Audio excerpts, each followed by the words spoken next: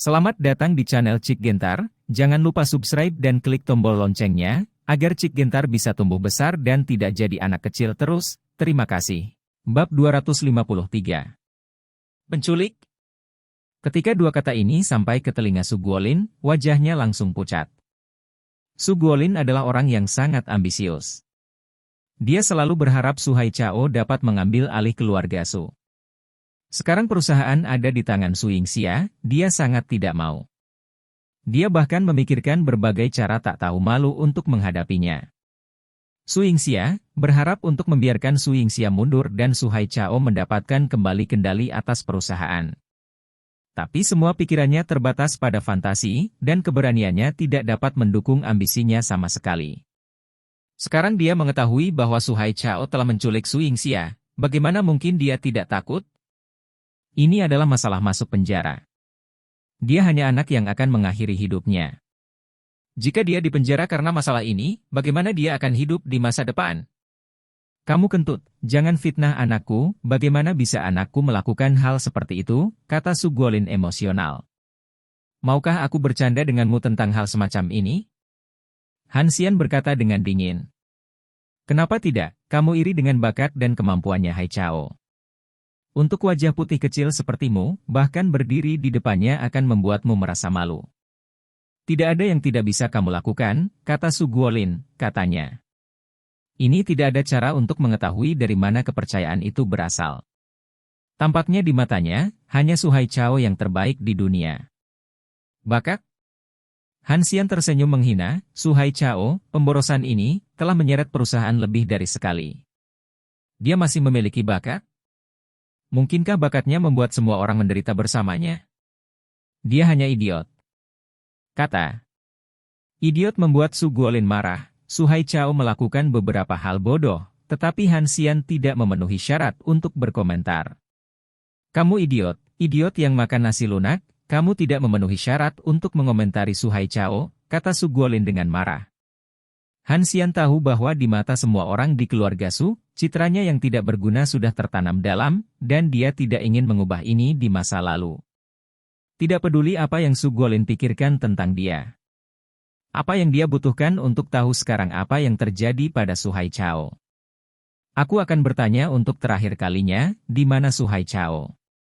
Jika aku menemukannya sendiri, dia akan mati. Jika kamu tidak ingin ada yang mengirimmu mati di masa depan, kamu dapat terus membantunya menyembunyikannya.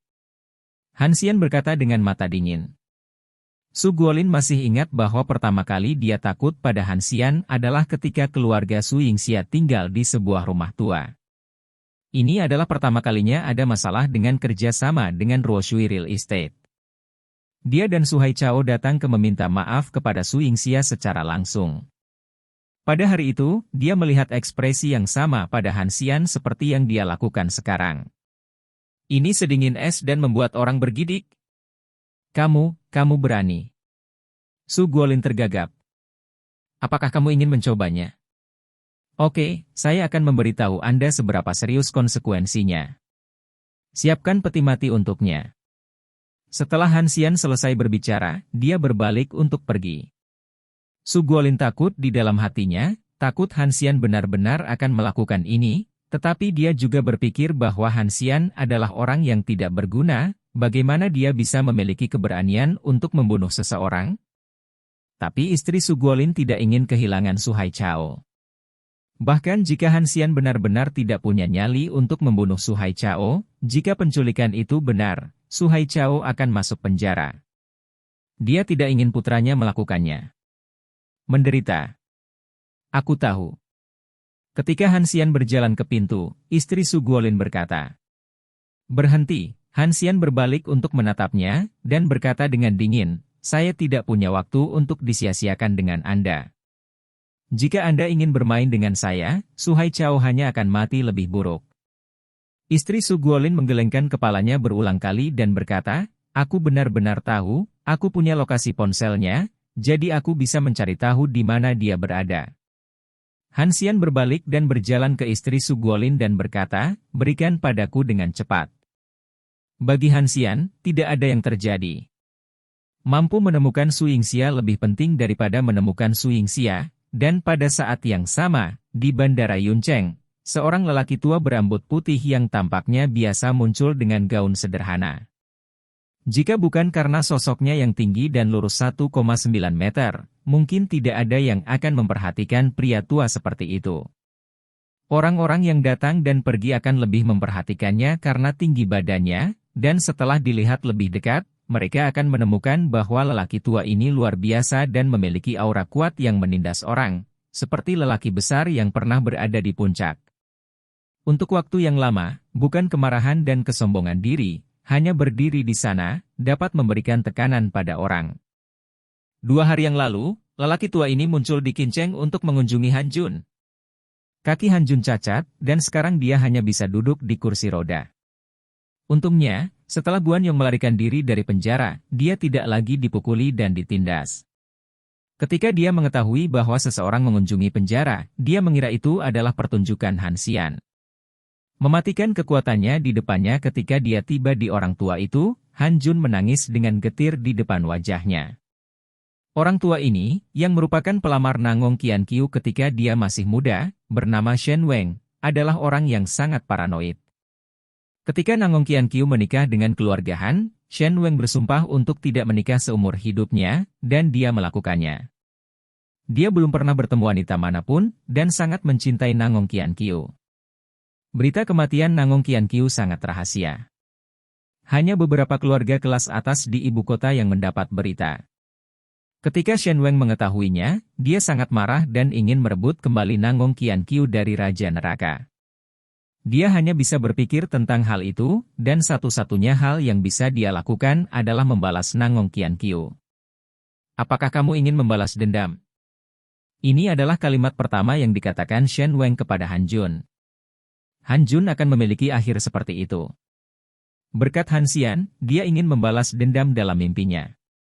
Han Jun, yang telah menghapus kakinya, berlutut di depan Shen Weng tanpa ambisi. Kakek Shen, Han Xian yang membunuh nenekku, dan dialah yang membuatku lumpuh. Aku berharap aku bisa membunuhnya, mengupasnya, memakan dagingnya dan meminum darahnya. Anda keluar dari penjara. Saya akan menemukan pion untuk melakukan ini untuk Anda.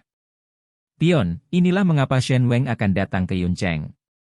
Shen Weng sudah tahu betul tentang situasi Yuncheng, dan bagian pertama yang dia berikan untuk Han Jun adalah Su Hai Chao, karena Su Hai Chao juga sangat membenci Han Xian. Berdiri di gerbang bandara, Shen Weng menarik napas dalam-dalam dan berkata pada dirinya sendiri, Jun Yan, saya tidak mengambil tindakan terhadap Han Xian secara langsung.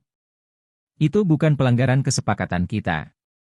Setelah Han Xian mendapatkan Su Hai Chao setelah penentuan posisi, seseorang melaju. Ini adalah komunitas yang sangat bobrok, karena sewanya murah. Ada banyak pekerja migran dan gangster lokal yang tinggal di dalamnya, tempat yang sangat kacau. Ketika Han Xian menghentikan mobil, beberapa bajingan di pintu menatapnya. Beberapa orang sedang menolka-nolka, dan mereka berdiri di depan Han Xian dengan tatapan 2580000. Bung, ada biaya parkir di sini. Beri aku uang dulu. Salah satu dari mereka berkata kepada Han Xian. Berapa? Han Xian bertanya dengan wajah dingin. Melihat Han Xian sangat pandai berbicara, beberapa senyum muncul di wajah mereka. Bisnis pie in the sky semacam ini tidak terjadi setiap hari, tentu saja ada pemerasan. Kawan, mobilmu ratusan ribu dolar. Kalian harus merawatmu dengan baik agar tidak tergores. Lihat tenaga kita, jadi kita harus memberi 2 atau 3 ribu dolar. Kata pria itu. Han Xian mengeluarkan dompetnya, dan orang yang berbicara tampak tertekan, seolah-olah dia merasa bahwa dia kurang dan harus lebih. Namun, pada saat ini, Han Xian melemparkan piring tembaga, yang jatuh ke tanah dengan suara nyaring. Sialan, apa maksudmu?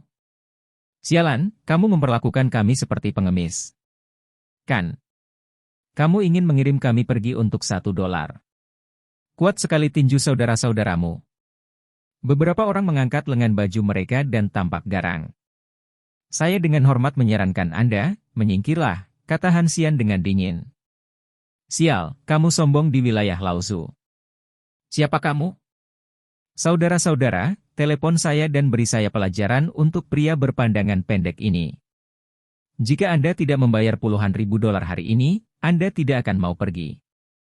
Orang-orang ini adalah gangster yang sering memeras penduduk yang bekerja di masyarakat.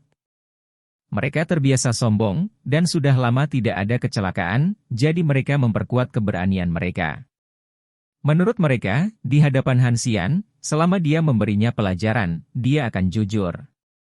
Semenit kemudian, Hansian masih berdiri, dan semua hooligan jatuh ke tanah. Wohoho, aduh. Simpan mobilnya untukku, jika ada goresan, aku tidak akan pernah memaafkanmu. Hansian selesai dan berjalan menuju komunitas. Beberapa hooligan tahu bahwa mereka telah mengalami situasi yang sulit, dan mengangguk lagi dan lagi, menyaksikan Hansian pergi. Bab 254. Sial, siapa orang ini yang bisa bertarung seperti ini? Sialan. Aku tidak berharap bertemu pria yang baik, tapi aku tidak bisa dipukuli dengan sia-sia. Menggaruk mobilnya dan membiarkan orang ini tahu bahwa dia menyinggung kita. Kita hanya perlu menyelinap pergi, apakah dia masih bisa menemukan kita? Beberapa orang dipukuli oleh tinju dan kaki Hansian, tetapi setelah Hansian pergi, ide balas dendam muncul di benak mereka, dan mereka menggaruk mobil lari. Hansian tidak dapat menemukannya. Dan untuk para hooligan ini, jika mereka tidak mendapatkan wajah mereka kembali, bagaimana mereka bisa terus maju di masa depan? Mereka bisa sangat lapar, dan mereka bisa makan roti kukus di belakang orang lain, tetapi di depan orang lain, wajah lebih penting bagi mereka daripada nyawa. Sial, biarkan orang ini memperbaiki mobilnya. Menghancurkan mobilnya. Coba lihat apakah ada sesuatu yang berharga di dalamnya, kita tidak boleh menderita.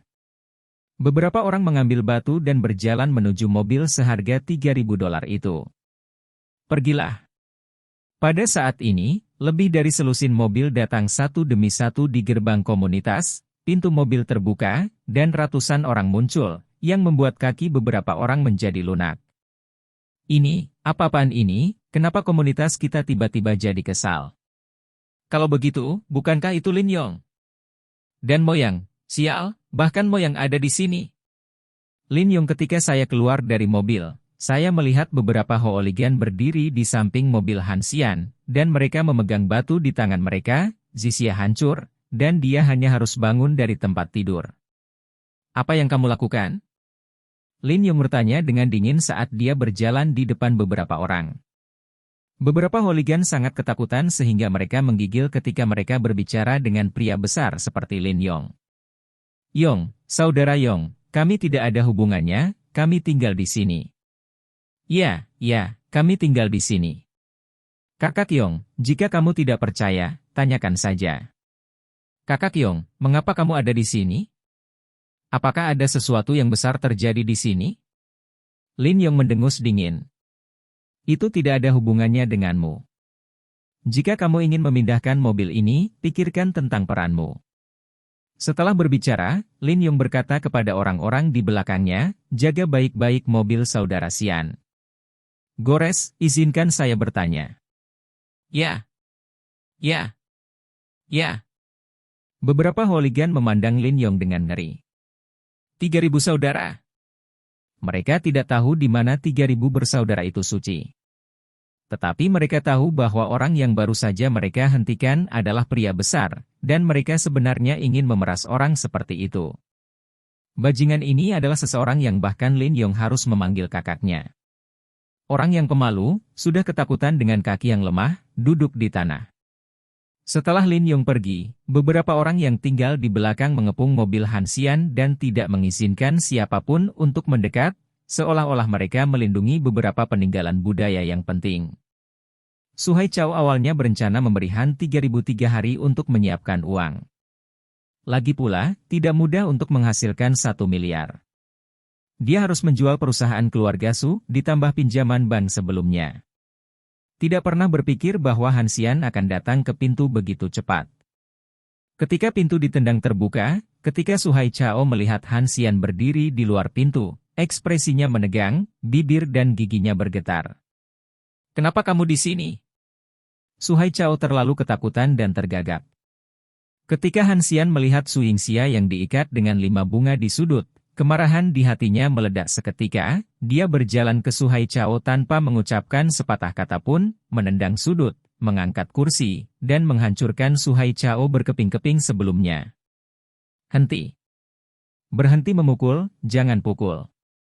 Su Haichao menutupi kepalanya dengan tangannya dan terus berkata. Sepertinya hanya ketika kamu mati, kamu dapat benar-benar menyelesaikan masalah. Han Xian memandang Su Haichao dengan ekspresi kosong. Su Haichao tahu bahwa dia tidak bisa mengalahkan Han Xian, tetapi dia tidak percaya bahwa Han Xian memiliki keberanian untuk membunuhnya. Han Xian, kamu membuatku takut. Kamu benar-benar punya nyali untuk membunuhku. Aku ingin melihat apakah kamu berani, kata Su Haichao. Han Xian berjalan ke sisi Su Yingxia, melepaskan tali untuk Su Yingxia, dan bertanya, apakah kamu baik-baik saja? Su Yingxia tidak memiliki ekspresi khawatir di wajahnya, tetapi berkata sambil tersenyum, tidak apa-apa, aku baik-baik saja. Aku tahu kamu akan datang untuk menyelamatkanku, jadi aku tidak takut sama sekali. Han Xian memegang tangan Su Yingxia dengan meminta maaf dan berkata, maaf, ini salahku, jika aku membiarkan seseorang melindungimu, ini akan jangan khawatir, tidak ada yang akan menyakitimu di masa depan. Su Yingxia menggelengkan kepalanya, tidak menyalahkan Han Xian, dan berkata, seharusnya aku yang meminta maaf, aku membuatmu khawatir. Liang, bisakah kamu pulang dan membicarakannya, datang dan lepaskan aku. Sementara keduanya mengobrol dengan manis, Shen Lingyao tidak tahan lagi, dia merinding di sekujur tubuhnya, dia belum dibebaskan, keduanya sepertinya telah melupakannya. Sama. Ketika Su Yingxia mendengar ini, dia dengan cepat berjalan ke sisi Shen Lingyao, mengendurkan tali di tubuhnya, dan berkata, bukankah kamu selalu ingin diikat? Tidakkah kamu memikirkannya sekarang? Wajah Shen Lingyao berbalik. Merah, kata-kata yang tidak masuk akal, adalah bahasa madu kamar kerja, hanya untuk bersenang-senang, tetapi saya tidak berharap Su Yingxia mengatakannya di depan Han Xian. Gadis sialan, omong kosong apa yang kamu bicarakan, percaya atau tidak, aku akan menyingkirkan skandalmu. Shen Lingyao mengancam Su Yingxia dengan gigi terkatup. Penampilan acuh tak acuh Su Yingxia bukan karena dia tidak takut dengan ancaman Shen Lingyao, tetapi karena dia tidak memiliki skandal sama sekali. Melihat Su Yingxia tidak peduli, Shen Lingyao berkecil hati. Kata-kata absurd dan sulit diatur ini berarti dia suka berbicara. Su Yingxia tidak mengatakan hal-hal ini, jadi dia tidak mengancam Su Yingxia. Han Xian, mengapa kamu datang sekarang dan membuat wanitaku menderita, tahu? Setelah melepaskan tali, Shen Lingyao menarik tangan Su Yingxia, pergelangan tangannya memar oleh tali. Su Yingxia dengan cepat menarik tangannya dan berkata, ini hanya luka kecil, tidak apa-apa. Han Xian menarik napas dalam-dalam dan berkata kepada keduanya, pulanglah dan istirahat dulu. Melihat ekspresi Han Xian, hati Su Yingxia tenggelam. Han Xian mengatakan sebelumnya bahwa hanya kematian Su Haichao yang benar-benar dapat menyelesaikan masalah. Mungkinkah dia benar-benar ingin membunuh Su Haichao? Xian, kamu. Sebelum Su Yingxia selesai berbicara, Han Xian menyela, jangan khawatir, pulanglah, aku baik-baik saja.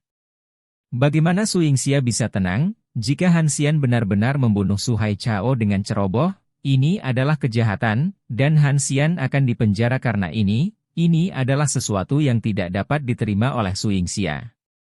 3000, aku baik-baik saja sekarang, kamu tidak bisa melakukan hal-hal bodoh, aku ingin kamu berada di sisiku, kata Su Yingxia dengan gugup.